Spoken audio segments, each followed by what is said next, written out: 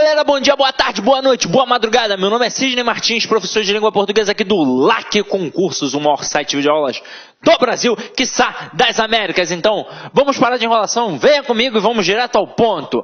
Hoje a aula é sobre tipos de sujeito. Caramba, Sidney, tipos de sujeito, isso cai em prova? Cai pra caramba, meu companheiro. Afinal de contas, uma matéria muito importante é a matéria concordância verbal. Agora, o que é a concordância verbal? É a relação entre o verbo e o sujeito. E, na verdade, não é entre o verbo e o sujeito todo, é entre o verbo e o núcleo do sujeito. E para eu poder trabalhar a concordância verbal, que é uma matéria que cai em demasia nas provas, eu tenho de saber tipos de sujeito. Afinal de contas, eu só vou saber como é que se faz a concordância se eu identificar o sujeito. E na língua portuguesa, nós temos 3 tipos de sujeito. Nós temos o sujeito determinado, o indeterminado e a oração sem sujeito. Caramba, Sidney, mas por que eu lembro de um montão na época da escola? Você lembra de um montão porque eles se ramificam. Mas se a gente entender o conceito principal de cada um, aí, meu parceiro, eu vou tirar de letra. Então, o que a gente vai fazer agora? A gente vai estudar um por um e todas as suas peculiaridades. Então, vem aqui comigo e vamos lá, ó. Primeiro, sujeito determinado. É aquele que aparece explícito ou implícito na frase. Então, eu consigo identificar. Mesmo que eu visualize ou não visualize, eu ainda assim vou conseguir identificar. É por isso que eu divido em sujeito simples, em sujeito composto e em sujeito desinicial. Aí eu já vou fazer uma reflexão com vocês. Esse desinicial, ele não existe na NGB, mas ele não pode ser ignorado, porque ele aparece na tradição das provas e ele também aparece na gramática do Celso Cunha. Mas o avaliador, ele pode fazer uma brincadeira. Ele pode trabalhar a questão independentemente de como ele tenha colocado no edital, até mesmo porque é hábito nem colocar a bibliografia. Então, o camarada pode fazer o que quiser. Então, se liga só. Quando eu tenho um sujeito simples, se eu chegar para uma criança de 8 anos de idade e falar que sujeito simples possui apenas um núcleo, ela vai entender da mesma forma que vocês. Se eu falar para uma criança de 8 anos de idade que o sujeito composto possui 2 ou mais núcleos, ela vai entender da mesma forma que vocês.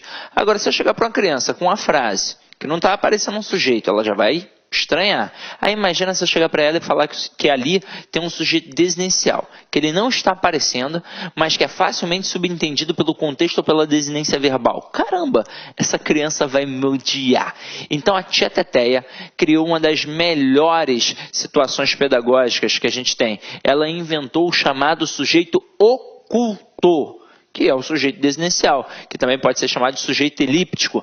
Mas na hora que ela falou que era um sujeito oculto, o que aconteceu com a criança? Ela falou, tia, agora eu entendi, ele está ali, eu só não estou vendo, é igual o meu amiguinho oculto. E foi exatamente assim que surgiu no mundo escolar. E eu não estou de sacanagem, foi exatamente assim, tá? Só que agora a gente vai ver um por um e entender todas as suas nuances, todas as suas peculiaridades. Então venha comigo, ó. Olha essa frase. Um galo sozinho não tece amanhã. Vamos descobrir quem é o sujeito.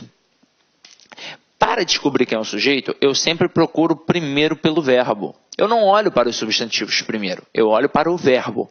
E aí eu vou fazer a pergunta ao verbo. Sempre quem ou que, para saber quem é o sujeito. Só que aí reparem que nesta frase existe uma palavra negativa acoplada ao verbo tecer. Então, a palavra também vai entrar na pergunta. Então, quem ou que não tece amanhã? Aí a resposta, um galo sozinho. Tudo isso é o meu sujeito. Agora, quem sempre vai ser o núcleo do sujeito? O substantivo sem a preposição. Então, o núcleo é a palavra galo. E quem verdadeiramente concorda com o verbo? É o núcleo do sujeito. Então, como o núcleo está no singular, o verbo fica no singular. Até aí, tudo bem? Agora, ao colocar Pedro e Bino consertaram um caminhão, eu vou procurar o verbo. E aí eu vou perguntar a ele quem é o sujeito. A pergunta, Observa, o verbo está no plural, mas a pergunta é no singular. E como assim, Sidney? Está de sacanagem? Não, estou falando sério. Porque você ainda não fez a pergunta, você ainda não viu quem é o referente. Então pode ser que seja uma pegadinha do avaliador. Então você vai perguntar, quem é o que consertou o caminhão? Aí você vai ter como resposta Pedro e Bino. Aí agora você vai observar que tem dois núcleos, tanto Pedro quanto Bino. Então, como tem dois núcleos, o verbo obrigatoriamente tem de concordar com os dois núcleos. E se ele concorda com os dois núcleos, obrigatoriamente vai ficar no plural. Então, realmente a frase está correta. Pedro e Bino consertaram o caminhão. Agora, e se eu botar assim, ó? Os policiais prenderam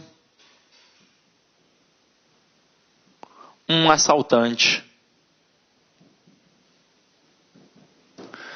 Aí eu pergunto, quem é o sujeito? Aí você vai achar o verbo e vai perguntar a ele, quem é o sujeito? Então, aqui o sujeito é o termo os policiais. Aí eu pergunto, quem é o núcleo do sujeito? Policiais. Aí agora, sujeito simples ou composto? Simples, sem sombra de dúvida. Ah, Sidney, mas não tem uma porrada de policial? Tem, mas quando eu falo que o sujeito é simples porque possui apenas um núcleo, é porque possui apenas uma palavra como núcleo. Não importa se está no singular ou no plural. Isso não influencia na classificação do sujeito. Isso influencia na concordância verbal. Porque se o núcleo do sujeito está no singular, o verbo fica no singular. Se o núcleo do sujeito está no plural, o verbo fica no plural. Tranquilo? Então vamos lá, que sujeito simples e foi. Agora olha o próximo, que interessante. Sujeito desinencial. Olha a frase.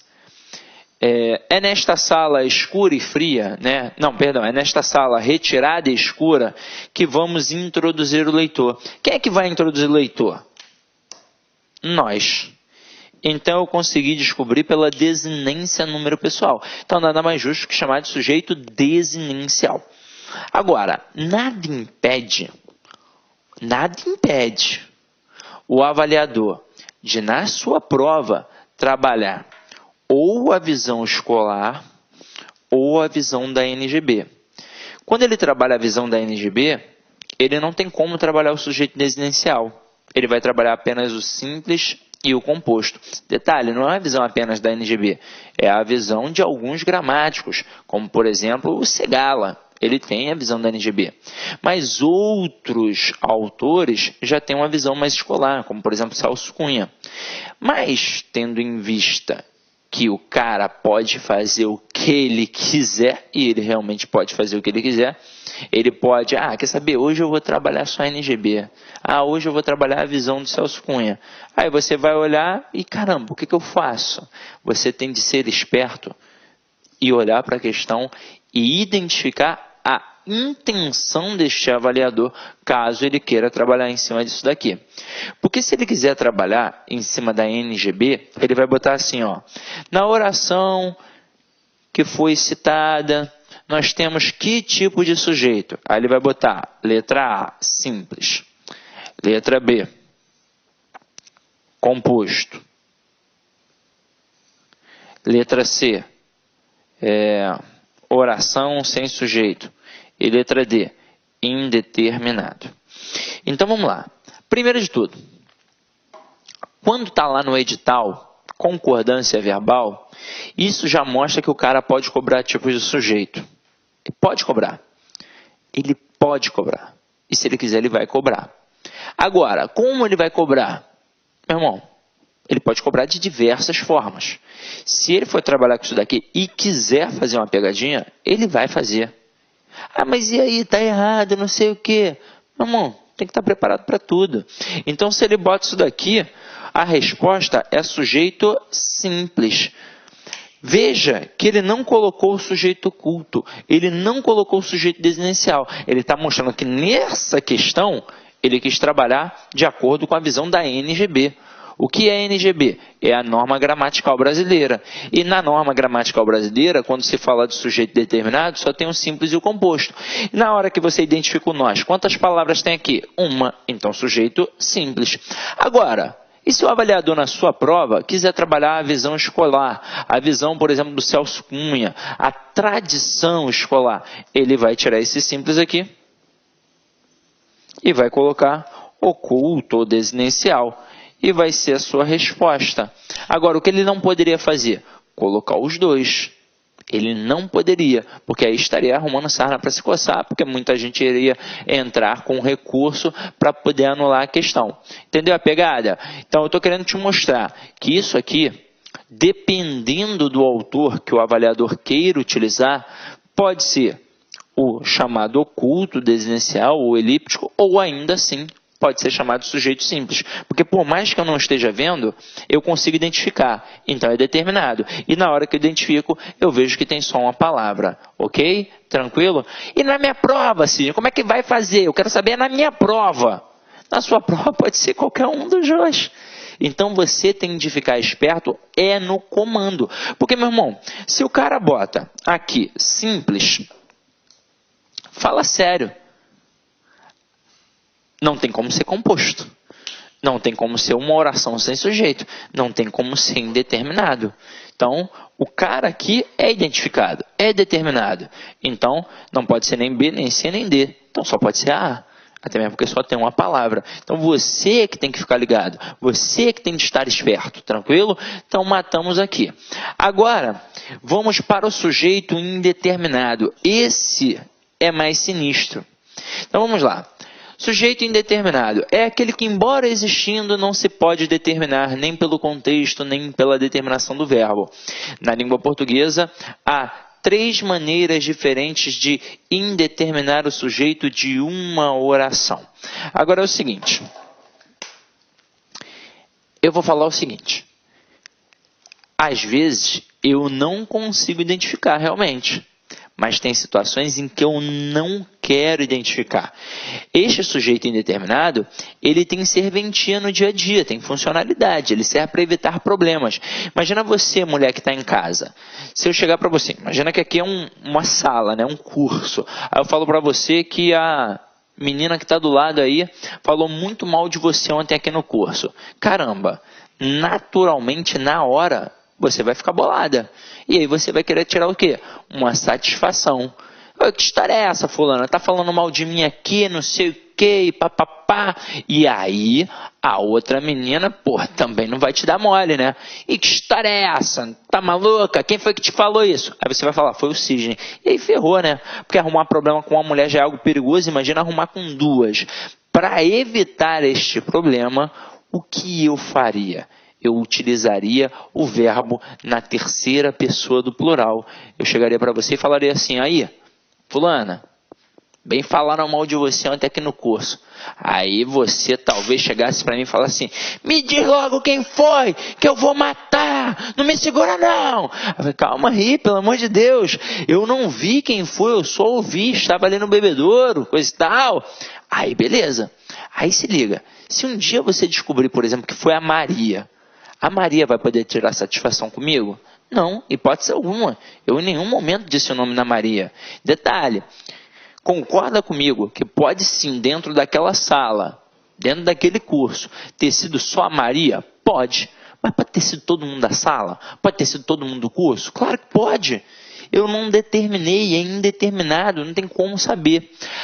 Então, toda vez que eu utilizo o verbo na terceira pessoa do plural sem o referente, eu tenho um sujeito indeterminado. Aí você vai falar assim para mim, Sidney, mas eu confundo o sujeito indeterminado com um sujeito oculto. Eu falo, por quê? Aí você vai dizer, da mesma forma que lá na outra frase eu identifiquei o nós, nessa daí eu também identifico o eles. Beleza, vamos lá. Então você identificou eles. Aí pensa comigo, quem são esses eles ali? É o Guinho, o Zezinho ou é a torcida toda do Flamengo? Eu não sei. Não sei. Não tem como determinar. Não tem como identificar. Eu não sei. Se são 2 pessoas, se são 1 milhão de pessoas, eu não sei. Agora, quando eu digo que eu identifiquei o nós, pelo menos um camarada está identificado. Quem? Eu. Então, por isso lá é determinado.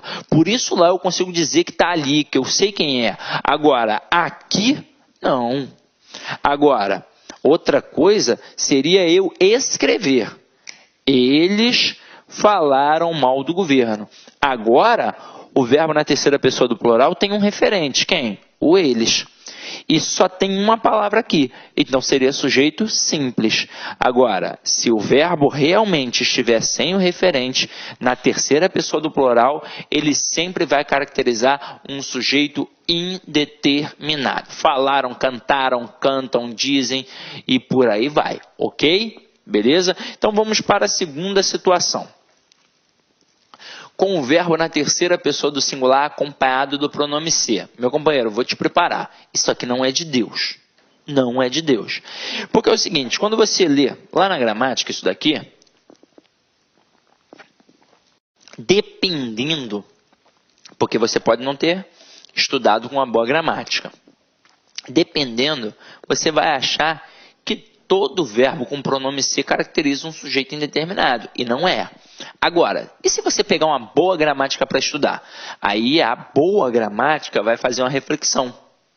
Ela vai dizer que o verbo com pronome ser só vai caracterizar um sujeito indeterminado nas seguintes situações. Aí ele vai colocar os verbos em questão. Até mesmo porque uma frase que tem o verbo mais o pronome ser pode ter um sujeito determinado, pode ter um sujeito paciente. E aí, como é que fica? Geralmente em provas é muito comum os avaliadores utilizarem expressões cristalizadas das gramáticas do Celso Cunha, do Bechara, do Rocha Lima, do Manuel Pinto Ribeiro. É muito comum. Então, vai usar expressões cristalizadas das gramáticas tradicionais. Então, o cara pode botar precisa-se de empregadas, ou então vai colocar, ó, vende-se casa. Geralmente, na prova, o cara nem coloca vende-se casa. Ele coloca vende-se casas para te derrubar. Porque a primeira frase, precisa-se de empregadas, está perfeita, de acordo com a concordância. Agora, a segunda, vende-se casas, está errada de acordo com a concordância. Aí você vai falar assim, ué, mas como assim? Eu sempre vi desse jeito, as pessoas fazem assim. Claro, por exemplo, seu Joaquim tem uma casa, na verdade uma casa não, um terreno com 3 casas. Ele, seu Joaquim, não pensa na convenção gramatical. Olá, meus amigos, minhas amigas, sou o professor Luiz Antônio de Carvalho. Estou aqui para fazer um grande convite para vocês. Vocês que acabaram de assistir aí um pedaço de uma aula demonstrativa do Lá Concursos. Nós do Lá Concursos preparamos aí um super projeto pedagógico, super competitivo para a Prefeitura de Extrema 2017-2018. Um curso específico, focado, que eu tenho certeza absoluta, com esses professores, com a sua força de vontade e com a ajudinha do Lá Concursos, você vai ficar competitivo para a prova da Prefeitura de Extrema. Gente, atenção, nosso curso, ele custa apenas 10 parcelas de R$25. Nós temos muito mais aulas do que essas aulas demonstrativas que nós disponibilizamos no YouTube. Temos o nosso projeto pedagógico, que é o Personal Coach. Personal significa pessoal e coach significa treinador. Se você cumprir as nossas metas de estudos, tenho certeza que você vai ficar super competitivo. Tá bom, meus amigos, minhas amigas? Espero você... Ah, já esquecendo. Você quer esse material de apoio aí do professor? Então clique aqui embaixo, tem um link, aproveita, se inscreva, dá um likezinho aí no nosso vídeo, faça um comentáriozinho, ó, clique aqui embaixo e faça o download gratuitamente. A única coisa que a gente vai pedir é um pequeno cadastro simbólico no site para que vocês aí fiquem altamente competitivos. Espero vocês, um forte abraço, fui, tchau. Clique lá.